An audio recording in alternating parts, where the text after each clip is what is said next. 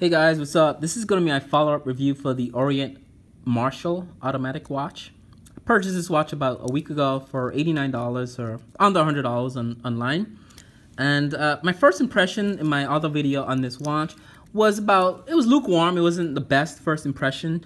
Biggest gripes were the buckle being super awkward, this folding clasp being really awkward to wear.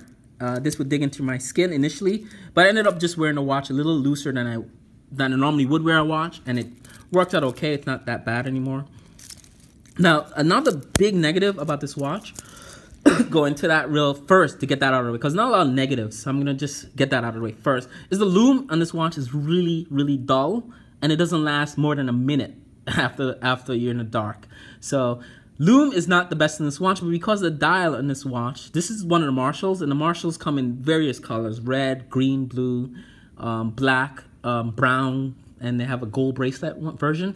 But this is the white silver one, and the dial being white and silver makes it easier to read at night anywhere in the dark. It makes it sort of easier to read, so it makes the lume forgivable, the lack of a good lume forgivable, sort of. Now, I've been impressed with this watch overall. Been banging it around all week. I've been wearing it. I didn't pay that much for it, so I haven't really had much care in terms of like being gentle with wearing it. So I've been banging it up, and you can see there, it just still looks brand new. I mean, I've been wearing this for a week straight, doing a lot of desk diving at the work with this watch. It's a mineral crystal glass, but it still looks perfect. It's not a single scratch in it.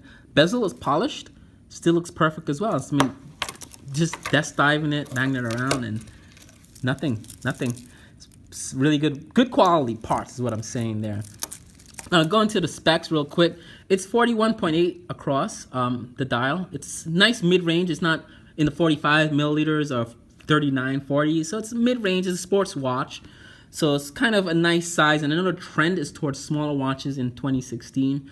And Orient is filling that niche really well with their range of new watches that they have coming out, with the Bambinos and the Mako USA watch being about the same 40-41 range. It's a nice size watch for an average guy with average size wrist to wear. It's a nice size. Not Citizen makes the 45s that I've previously had in my videos. Those watches are big and bulky, and I tend to not want to wear those watches anymore. This is what I want now on my wrist. Nothing too big, nothing too gaudy, nothing too bulky. Simple design. I like that 41.8. It's a sweet spot for a size watch. And in terms of the size, the weight is perfect too. It's a balanced weight to size ratio. Now, a lot of people don't understand balanced weight to weight in watch. I didn't understand it at first until I bought my Mega last year, and I realized that my Mega was 39 milliliters across the dial, but it wasn't heavy. It was lighter than I thought it would be for a $3,000 watch. Now, it was explained to me that you don't want a watch to be big and heavy. The bigger and heavier a watch is, it sort of reflects lower quality in the internal parts and cheapness in the manufacturing process, because it's easy to just make a big heavy watch. It's really, really hard to make a small chronograph, like a small high functioning automatic watch that's sort of has a nice weight to size ratio. So it's a nice sweet spot in this Orient watch. And like I said, it's a sub $100 watch. The Orient website has these listed for about $250, $200.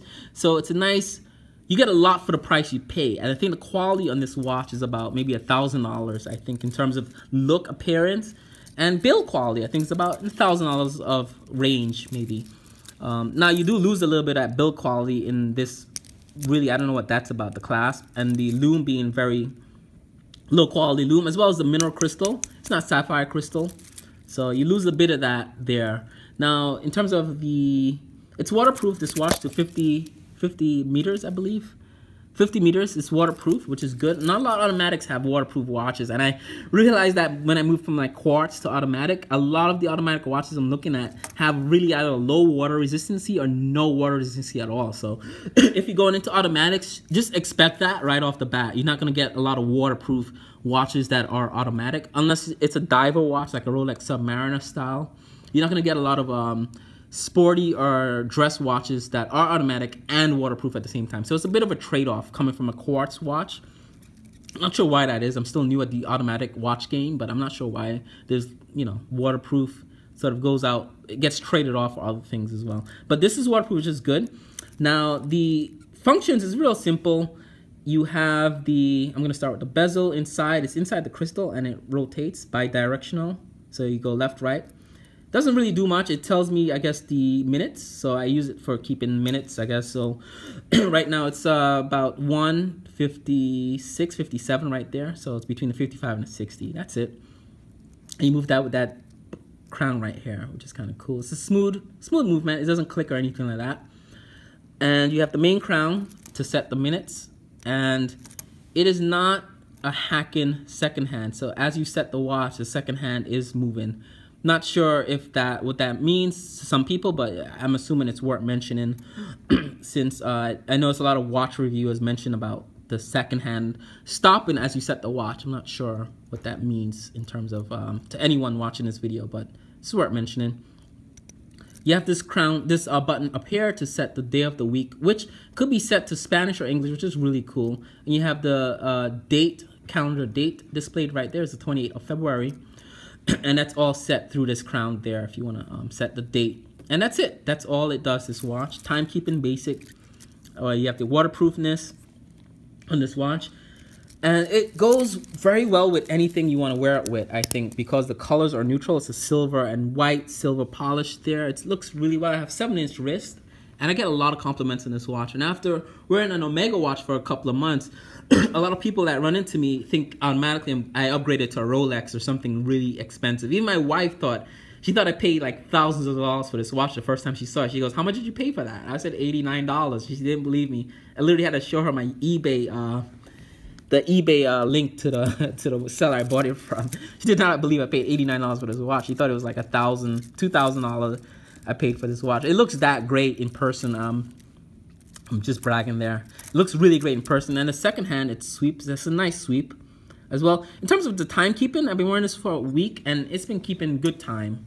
I'm not picky on like people go down to seconds lost a day or a month or a year. It loses. I've heard people say, "Oh, my watch lost 3 seconds last year," and 3 seconds or a second a month ago. And for me, I think it's trivial when you really set your watch every other month in terms of the calendar date. So I'm always setting watches like this. That's not perpetual calendar watch. You're always going to pull out the crown and set stuff.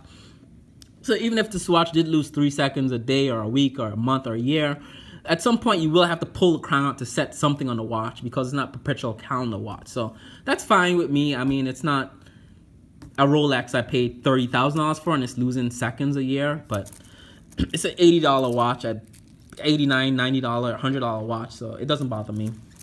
But overall, I'm very impressed with this watch. Like I said, I have to wear it a little bit loose because I don't know, the way the folding clasp is designed to, it's really big, so you're gonna have to want to wear it a bit loose, and it doesn't look ridiculous. It's a small watch, it's well balanced for the weight, meaning it's not heavy, it's not light and flimsy, so it's a nice balance. The bracelet is hollow end links. I'm sorry, I don't think I mentioned that yet. I know a lot of people do not like hollow end links on the watches, especially the Orient watches. They refer to it as a cheap way of making a watch, but for me, it doesn't bother me at all on this watch. I don't know, it doesn't bother me at all, hollow end links, but again, that's worth mentioning. But if you're paying under $100 for this watch, I'm sure there's nothing really to complain about other than a lume. But like I said, the brightness of the bracelet balanced out the lack of a good lume, and the brightness of the dial, I'm sorry, balanced out the lack of a good lume. But once you adjust the bracelet to your correct wrist size and you realize you have to wear a bit loose, I think you're very happy with this watch. It's a day-to-day watch. I've been banging this watch around and it hasn't gotten scuffed up or scratched. The buckle still looks brand new there. So it's a really much better durable watch than I thought it would have been going into it, considering the price I paid for it. And just let it show you guys how the movement goes. One thing about the movement, I find it's really tinny and cheap sounding when you wind it.